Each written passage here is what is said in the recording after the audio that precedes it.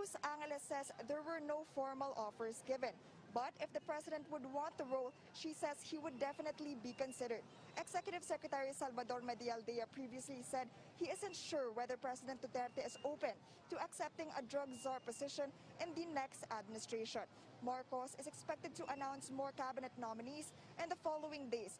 As for the inauguration of the president-elect, the Marcos camp said they were still in the process of making crucial decisions. Earlier in the day, ambassadors from the European Union, United Kingdom, France, and Singapore paid a courtesy visit to the president-elect and discussed plans to further strengthen ties with the Philippines. Back to you, Pia. Yeah, Chrissy, can you tell us more about what the discussions were like in President-elect Marcos's meetings with the ambassadors?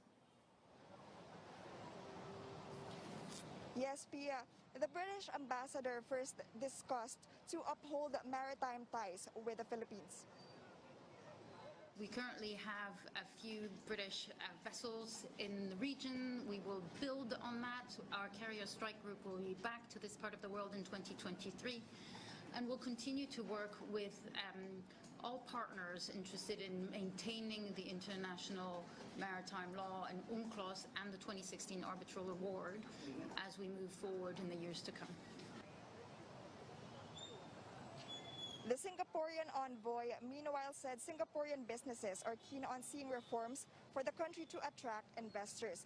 The French ambassador, on the other hand, discussed plans to celebrate the Philippines' 75-year relations with France, while the EU ambassador discussed development cooperation, including support for the peace process in Mindanao, as well as trade, disaster prevention, rule of law, good governance, and human rights. Back to you, Pia.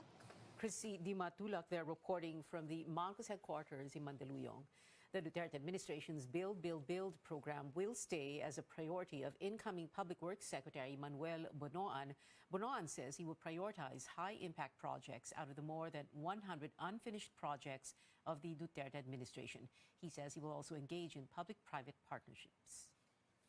These difficult times of financial problems, I think we have to be very selective so that we have the right projects that will redound actually and have the impact, immediate impact to support our economic recovery. We will continue actually to look into the flooding problems particularly in growth centers, Metro Manila, Davao, Cebu, and other growth centers in the country. And look what immediately we can undertake to mitigate these flooding problems.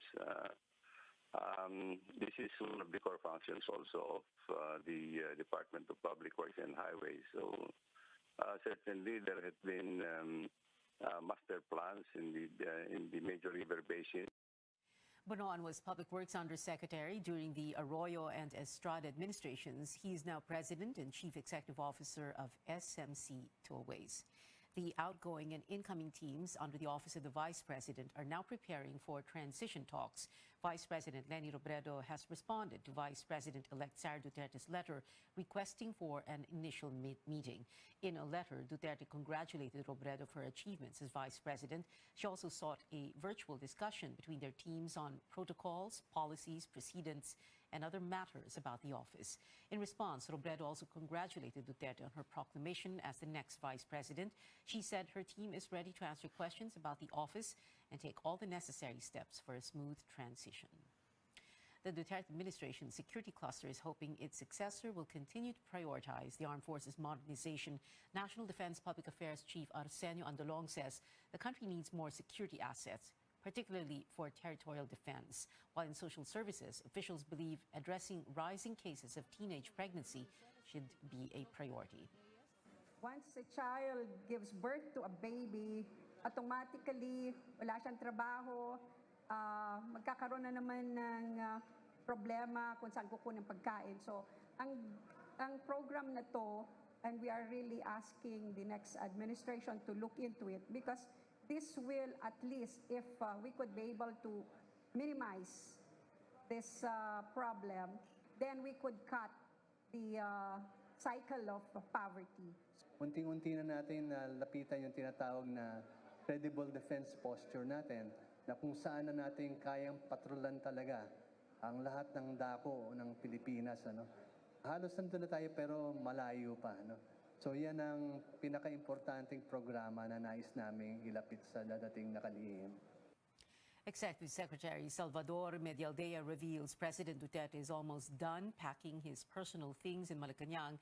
Medialdea says Mr. Duterte began packing months ago. So far, the transition teams for the outgoing and incoming administrations have met just once.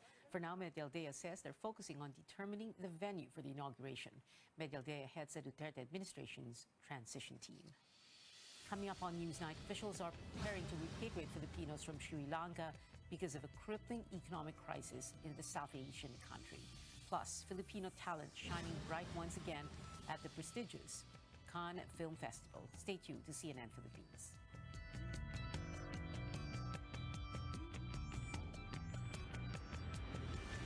Land Bank has always believed that in this country, we have to dream big. And so we learned to build something out of nothing. Improve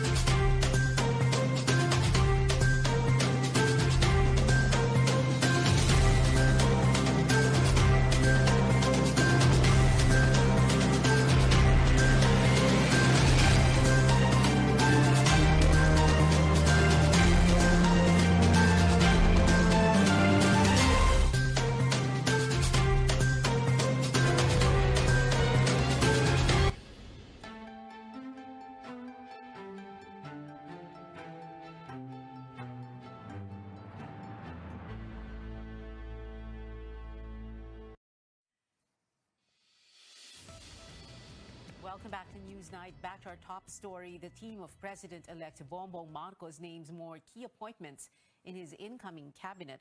Broadcaster Erwin Tulfo will become Social Welfare Secretary.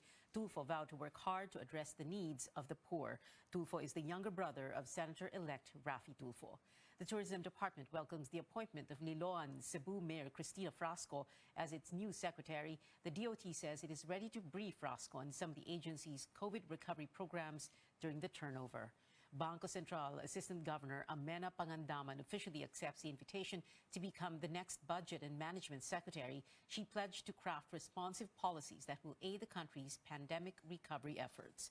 Other nominations include former Manila Representative Maria Zenaida Angping as Secretary of the Presidential Management Staff, or PMS, and IT law expert Ivan John Uy as DICT Chief. Senate Majority Leader Mig Zubiri reveals President-elect Bongbong Marcos sought help from him and House Majority Leader Martin Romualdez on crafting a legislative agenda ahead of his first State of the Nation address. Zubiri says the meeting happened during Marcos's proclamation last week. And we promised, we committed to him. And I told him, boss, maging SP man ako, hindi, tutulong pa rin ako, so I will help. While Romualdez has emerged to be the next Speaker of the House, it is a tight race at the Senate. Zubiri, Cheese Escudero, and Win Gatchalian are gunning for the top post. Asked if their meeting means he has gained Marcos's endorsement, Zubiri said he does not want to sound presumptuous, but he sees the Senate presidency as a race between him and Cynthia Villar. Alam mo, since it's a numbers game, grabe yung sniping, yung poaching, yung tawagan in the midnight hour. So, ang importante dyan, what I'm trying to do is trying to get a consensus from all. Eventually, mag-uupo po kami ni Ma'am Cynthia, mag-uusap po kami, and then we will see what is best for the supermajority. 5 appointees of outgoing President Duterte face a possible bypass by the Commission on Appointments, with their confirmation hearings reset yet again. The appointees are COMELEC Chairman Saidamen Pangarungan and Commissioners George Garcia and Amy Neri, Civil Service Commission Chairman Carlo Nograles, and Commission on Audit Chairperson Rizalina Hustol. Senate Majority Leader Mig Zubiri floated the idea of giving President-elect Bongbong Marcos a free hand to choose officials of these constitutional bodies.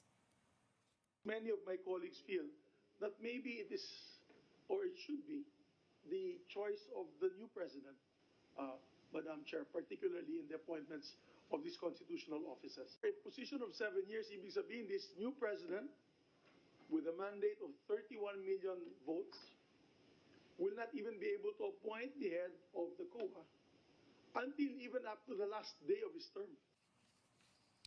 The Senator Coco Pimentel says each appointee should be considered on a case-to-case basis. The CA received 1 formal complaint each for Garcia and Neri and 3 against Pangarungan.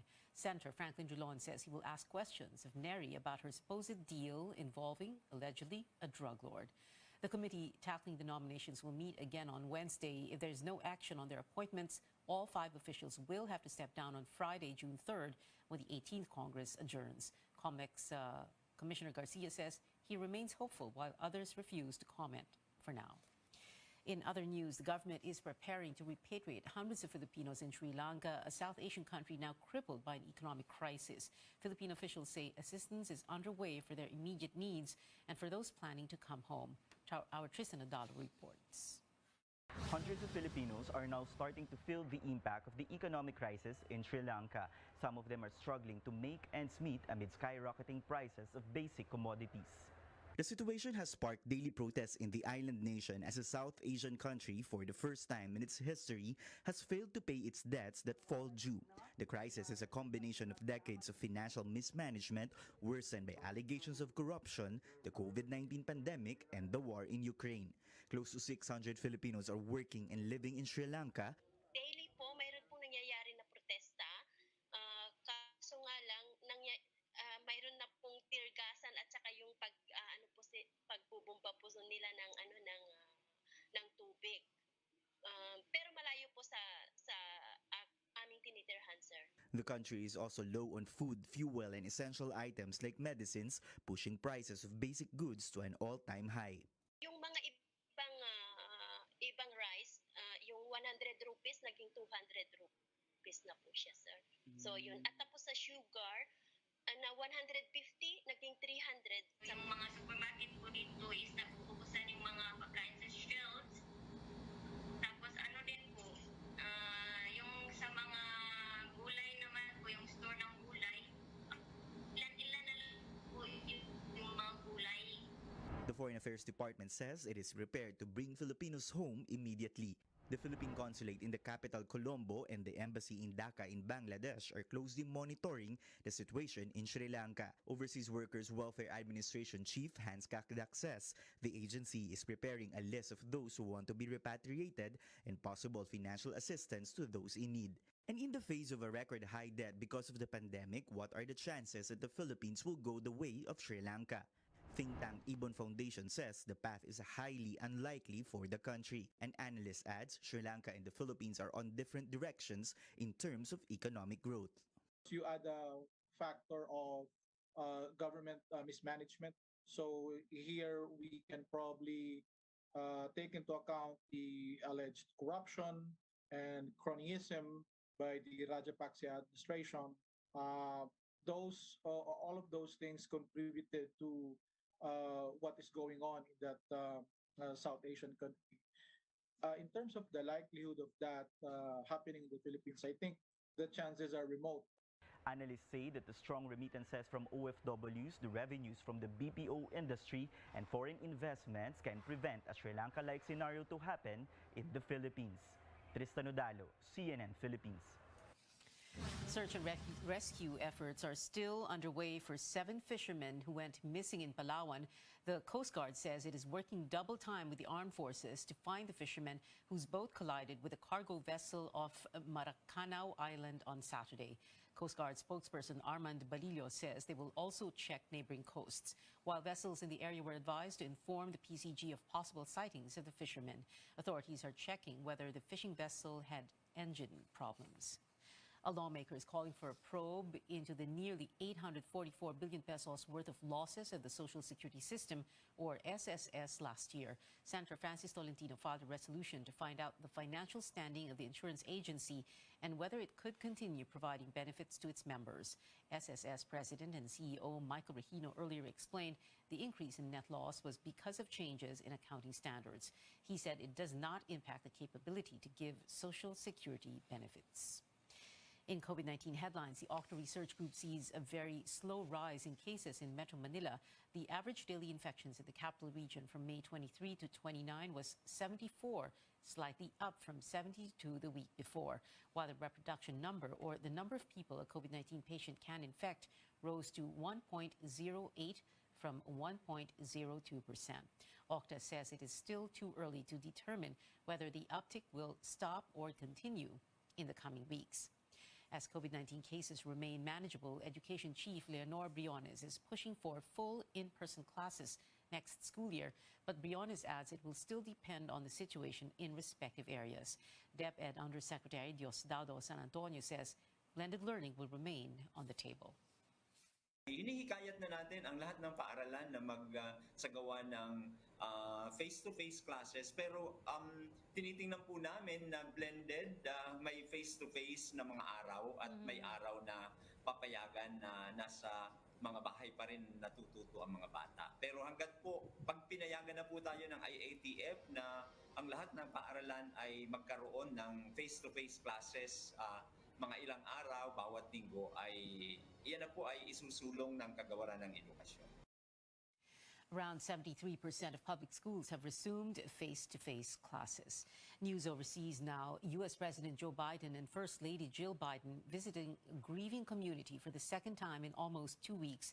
Just 12 days ago, the Bidens were in the city of Buffalo in New York. This time, the two met with the victims' families in the U.S. state of Texas, where 21 people were brutally murdered by a gunman in an elementary school. CNN's Cole Higgins reports.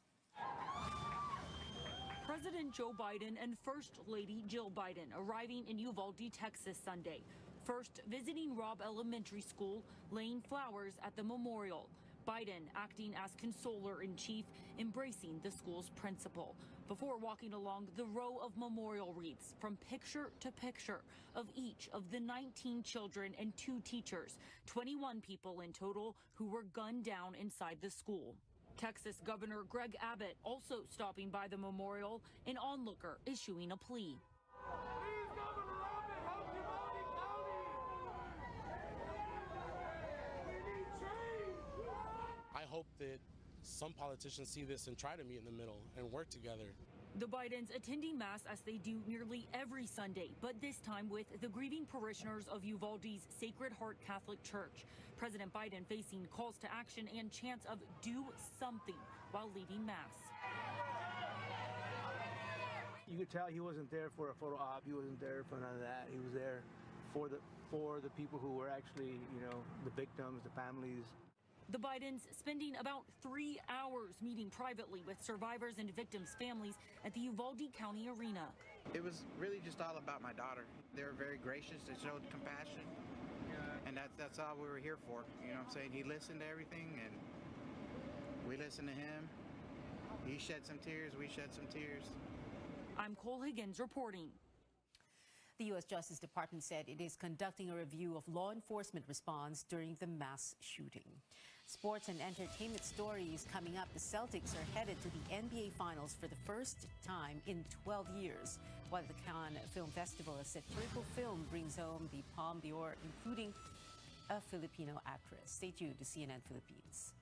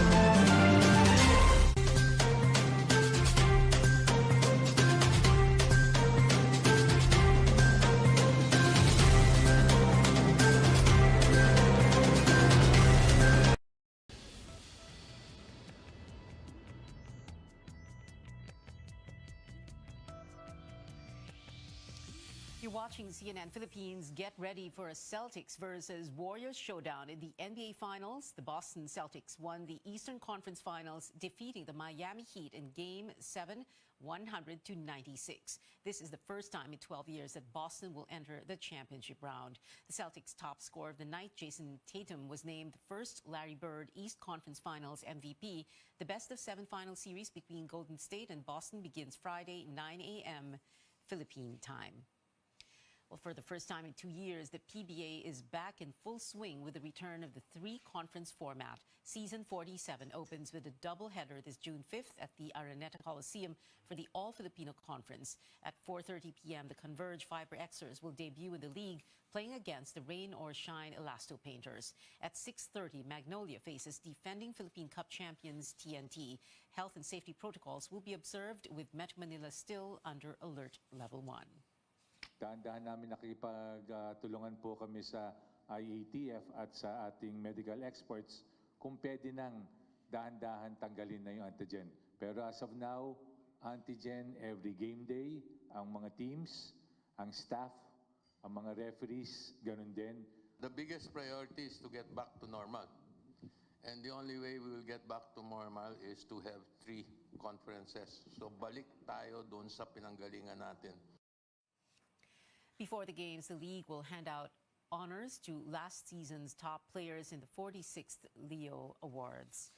Filipino-Canadian tennis star Leylah Fernandez earns a spot in the French Open quarterfinals for the first time. Fernandez defeated Amanda Anisimova of the U.S. in 3 sets, 6-3, 4-6, and 6-3. The 19-year-old will face Italy's Martina Trevisan in the next round, slated for tomorrow, Philippine time. Stephen Schrock of the Philippine Ascals will not be part of the action in the final round of the 2023 AFC Asian Cup qualifiers. Head coach Thomas Dooley told CNN Philippine Sports Desk the decision was based on Schrock's performance. Dooley also denied having personal issues with the veteran national team standout who began playing as captain in 2019. In football Pacific Fitness, he's maybe the best player in here in the Philippines. Yes. Coach, but that doesn't mean, you know, you do the right thing on the field. Yeah. And with all that stuff, so I make a decision what's best for my team. When he wasn't there with the team, we had the biggest success and we played beautiful football.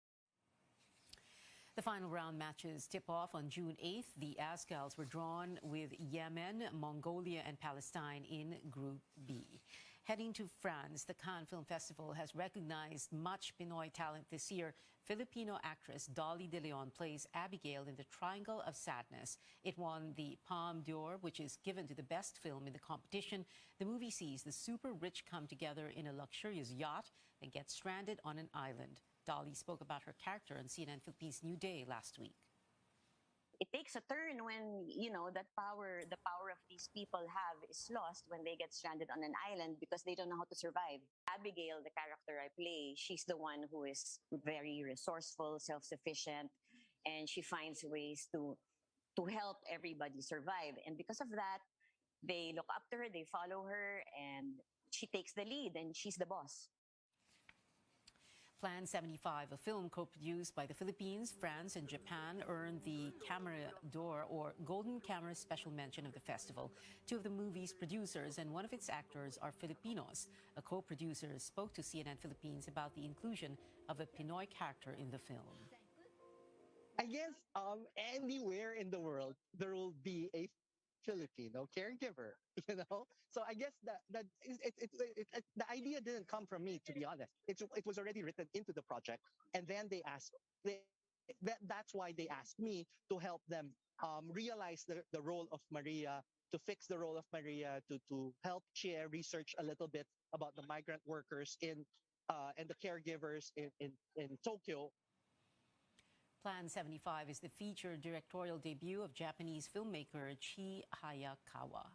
An iconic action star made his biggest U.S. box office opening with a much-awaited sequel. CNN's David Daniel tells us the top 5 films last weekend. Being good just feels so good. The Bad Guys stayed in the top 5, making off with $4.6 million. Downton Abbey: A New Era fell to 4th on ticket sales of $5.9 million. I'm making an instrument out of spoons and a napkin holder and dreams and magic. The Bob's Burgers movie began its run by cooking up $15 million for a third-place debut. Doctor Strange in the Multiverse of Madness fell to second with $16.4 million for a domestic total of $375 million, the most of any film released in 2022 so far. Your instructor is one of the finest pilots this program has ever produced. Tom Cruise and Top Gun Maverick had all the right moves. The long-awaited sequel zoomed off with $124 million in its first 3 days. Record debuts for Cruise and for Memorial Day weekend. In Hollywood, I'm David Daniel. And that is it for now. Join me again on News.ph at 7 p.m. I'm Pia Honteveros for Newsnight, where we go above and beyond the headlines.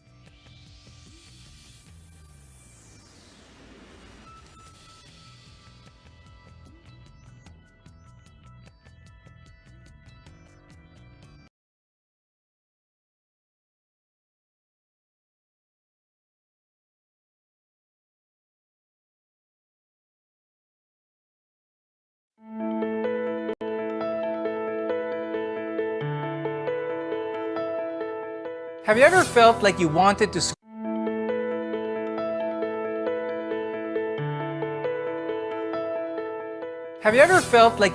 to scream and shout at someone over an argument or a disagreement? Have you thrown objects in the air or hit a wall in frustration? This emotion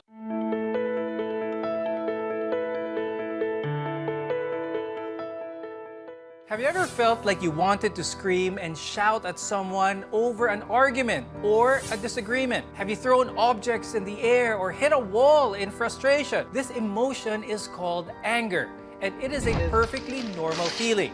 It alerts us to the fact that we have been wrong and motivates us to respond to a perceived threat. But anger becomes a problem when we can't control it, and it controls us instead. Today, we talk about anger management.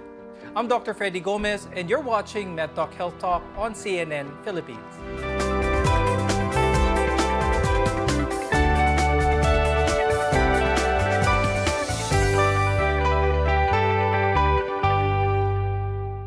Our guests today will help us better understand what anger is and how to control it.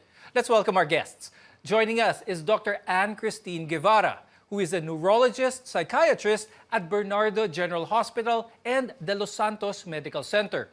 Also with us is Richtofen de Jesus. He's a psychologist from St. Luke's Medical Center, Global City, and De Los Santos Medical Center. Let's talk about what exactly is anger. It's an emotional state that varies in intensity, from mild irritation to intense fury and rage. And we often feel this when someone has perceptively wronged you.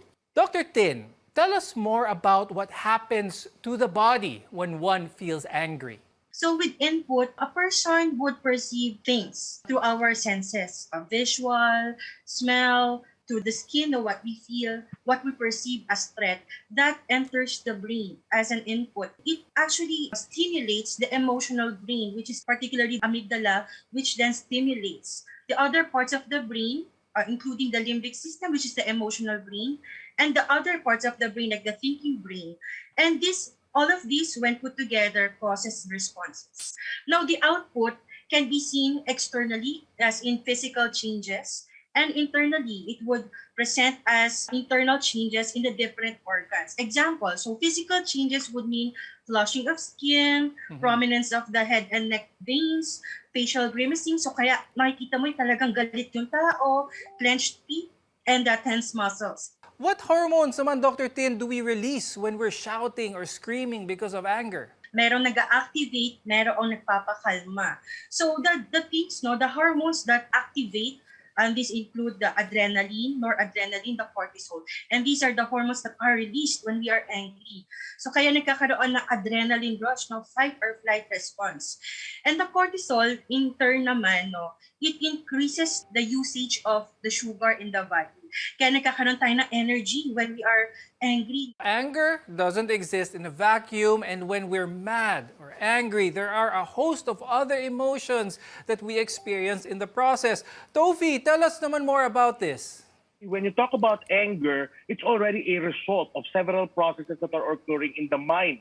So, for example, it will start always with frustration, meaning there's something that you are going for and that you are unfortunately unable to get it. So, therefore, you start to get frustrated from it. Now, as you get frustrated, you now try to reflect back to yourself and try to identify, do you have any resources that will then help you cope up with that kind of frustration? For example, you're going to review your capacity, and then unfortunately, your capacity does not meet the requirements in order for you to cope up with the frustration, then it will also be added to the sense of helplessness.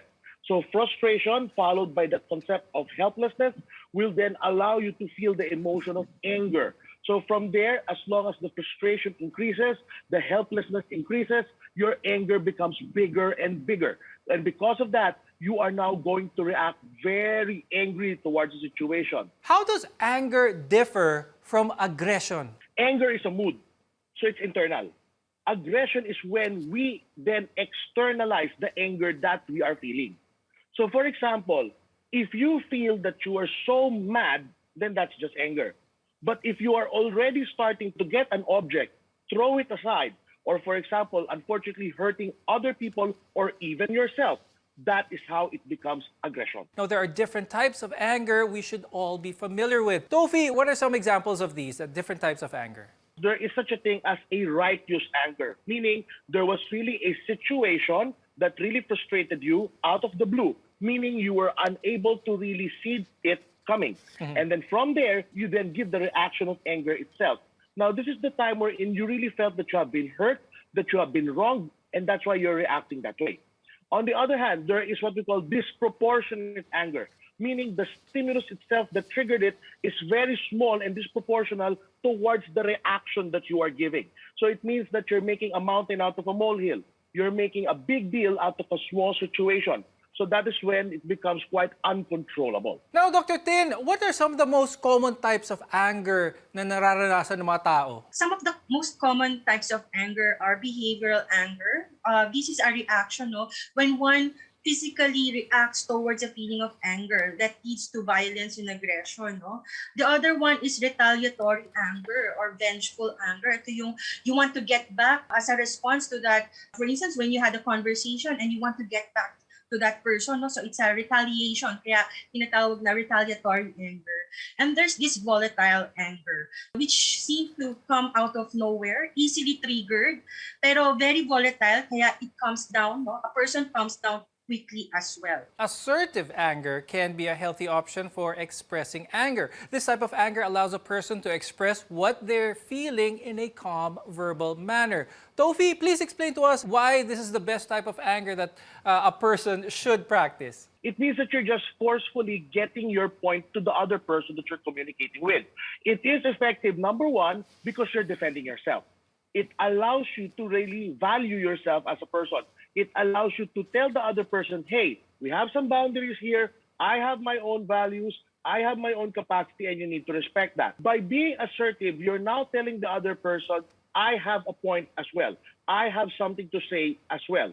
And from that, you can then raise whatever situation or whatever feeling you have within yourself. It's becoming expressive. There are also more dangerous and physical types of anger, such as behavioral, retaliatory, and volatile.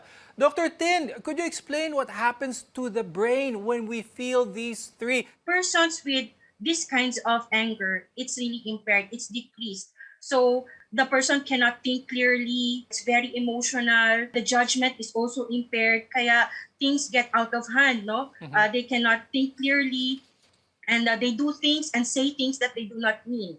And then all of a sudden, when mood shifts, they suddenly calm down. That's where the thinking part comes in. Mali pala yung ginawa ko.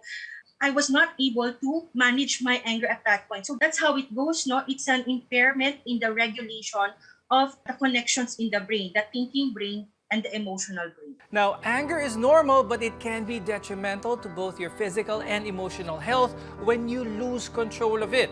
More on this when we return. We are Connection to Healthcare. You're watching MedTalk Health Talk.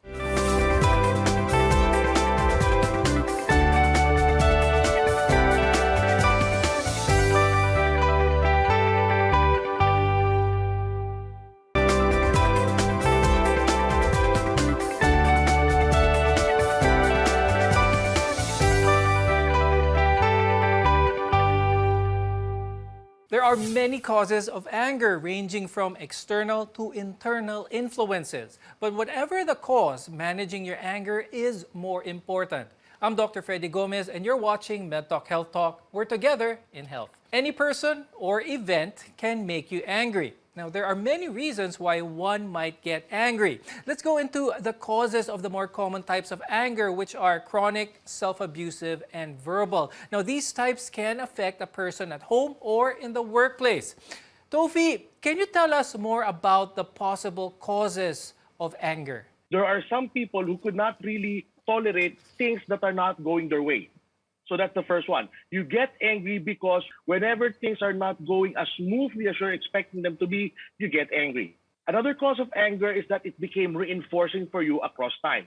It meant that when you were getting angry, you got what you want. It means that whenever, for example, something frustrating comes to your way, you then start to get angry, and then the situation changes into your favor. Another cause of anger, of course, is genetics. If your parents are people who are quite angry, of course, then you will also have that situation wherein you can then see them and be modeled by them in the way that you are behaving as well. Another one is that you have low tolerances of your own incapabilities.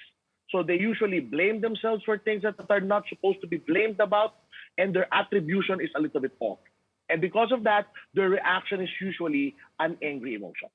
Sometimes we use anger to replace other emotions we'd rather not deal with, such as emotional pain, fear, loneliness, or even loss. Tofi, can you explain to us why this happens naman? Actually, as a defense mechanism, we have what we call reaction formation. Reaction formation means that you're going to substitute a feeling, usually the opposite of what you are feeling right now, in order for you to defend your mind in terms of becoming stable. So for example, let's say there is a loss that you have felt because of a loss of a loved one. The loss is then being converted into anger because handling the anger is a more viable option, so to speak, as compared to handling the loss. So what happens now is that the person, instead of feeling sad, instead of feeling in touch with that real emotion, will then choose to get angry instead. Is anger a normal process in trying to grieve for a loss? Actually, it's form of the DABDA: denial, anger, bargaining, depression, and acceptance. We really get angry in that part because having a loss is a frustrating situation. It is something that we do not want, and yet we have to accept it. You will really have that level of anger. However, it is something that you have to go through.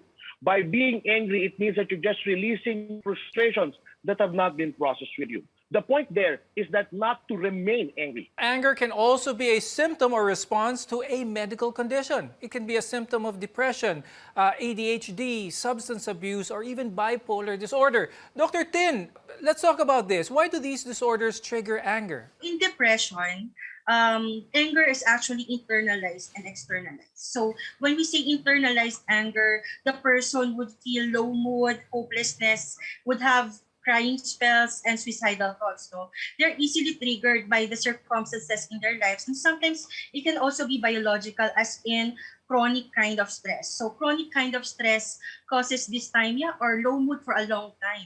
And this lowers their threshold in coping with certain life situations. So they internalize that anger and turn towards themselves. Now in ADHD, we know that the key points in ADHD is inattention and impulsiveness. So there is a misunderstanding most of the time because of the lack of attention to details. The person cannot understand fully or cannot fully focus on that situation. There will be shifting of moods and thinking and focus.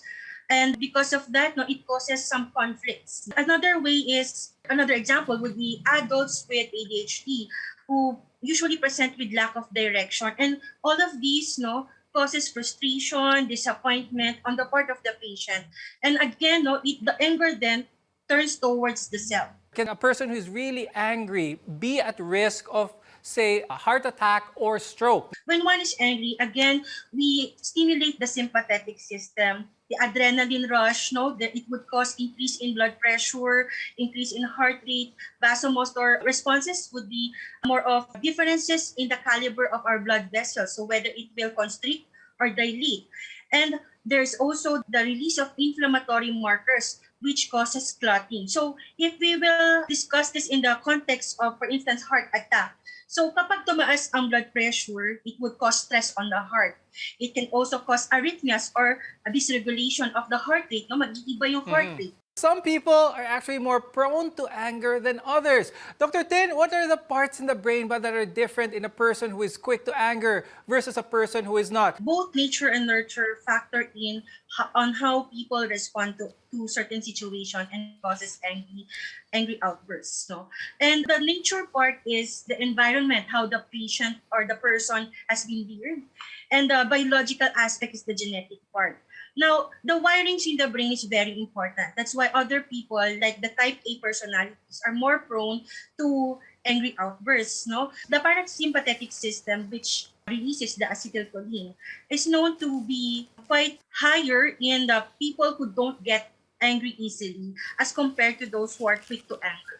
Also, the connectivity in the brain. So, neuroimaging studies would say that there's better connectivity in those who are calm and collected in the face of stressful situations because the thinking brain can manage the emotional brain during those times. Now, you can't get rid or avoid the things that anger you, but you can learn to control your reaction to them. When we return, we'll give you tips on how to best manage your temper. Your health is our mission. This is MedTalk Health Talk.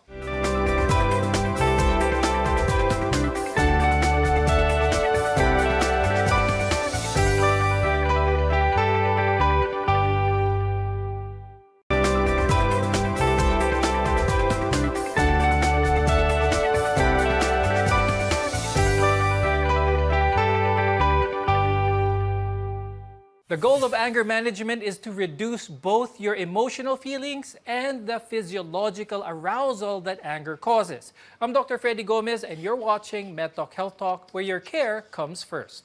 Anger doesn't look the same for everyone, as all express it differently. Dr. Tin, can you give some tips on how we can keep anger at bay? Try to have breathing exercises. If you know that you're going into a stressful situation, like in the office work, try to do some meditation, or when you're already in that stressful situation, try to pause for a while, and if you can, walk around first, let the emotions subside before you face the situation again, to avoid any untoward incidences. And then, of course, on the background now, because we are preventive, we try to reinforce our thought processes so that when we face certain stressful situations, we're already ready to face them. So that would be trying to pause, trying to find out our triggers, and develop our better judgment. Tofi, what are some steps that our viewers can try at home to help manage their anger? In deep breathing, what you're trying to do there is to slow down the heart rate that you're having in order to tell your brain that your body is already calming down. Another factor there is for you to mimic a behavior that you are seeing. We are also asking our patients, for example, to count from 20 going down to 1. What we're doing there is we're slowing down the possible impulsivity that they are trying to manifest. So, for example, let's say something frustrating happened at home. You tell yourself, okay, I'll count myself from 20 to 1 first. And then by doing so, you are now preventing your brain to become very impulsive and very intense. For those people who have inward anger, particularly those, for example, who really hate a lot of who they are, we usually let them have a certain reflection. There are certain reflection exercises, gratitude exercises, and self-calming exercises. The main goal of those activities is to allow you to have a peaceful reconciliation with your limitations. It allows you to understand that even though you are limited and flawed, it doesn't necessarily define you as a person. And by doing so, by being reconciled with who you are, you will then have a better outlook of yourself and of other people as well. Dr. Tin, what are some signs that one should already seek help from a professional with regards to their anger? When your emotions or your angry outbursts already disrupts your daily routine, affecting your relationships and your work, maybe you should consider that. Second would be when people are starting to notice, and they give constructive criticisms. Listen to these people. Maybe you really need some help there. Then physical symptoms are being evident. You develop hypertension, for instance. Maybe you really need to address the underlying condition, which is having this emotional outbursts. And finally, if you started to physically harm or verbally harm yourself and others, maybe that's the time you should seek professional help. But for me, prevention is always the key. So when you feel that something is not quite right with how you feel, maybe it's best to consult to clarify things, to avoid diagnosing yourself, and the intervention is given early. Okay, and with that, Dr. Tin, do you have any final message for our viewers? When emotions really get high, the pandemic, the different limitations that we have on the daily basis, it's best to really sort our feelings, consult another person, express ourselves, and focus on the good things so that we could avoid getting angry. And Tofi, before we go, do you have any message for our viewers? Getting angry is just a momentary reaction. However, its consequences may be long-term. We need to understand that we should not sacrifice that moment for a very long-term effect that we will be suffering for a long time. We need to understand that regulation is the key. Anger is always there, but it can be controlled. Thank you very much, neurologist, psychiatrist, Dr. Ann-Christine Guevara, and psychologist, Richtofen de Jesus. Maraming salamat sa inyo. We want to be your partner for a lifetime of good health. I'm Dr. Freddy Gomez, and this is MedTalk Health Talk on CNN Philippines.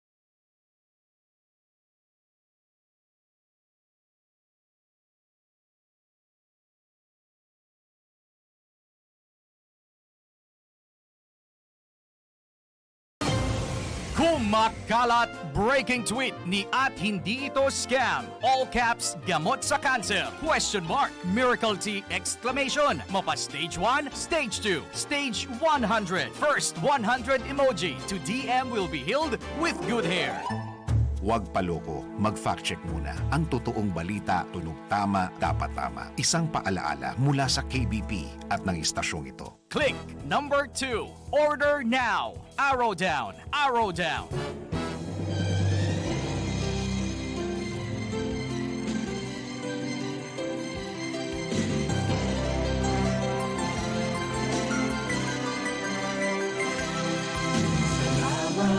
Salamat, hindi malilimutan ating pinagdaanan, ating pinagsamahan sa hirap at ginhawa, sa lungkot at saya. Salamat, salamat, salamat sa RPN.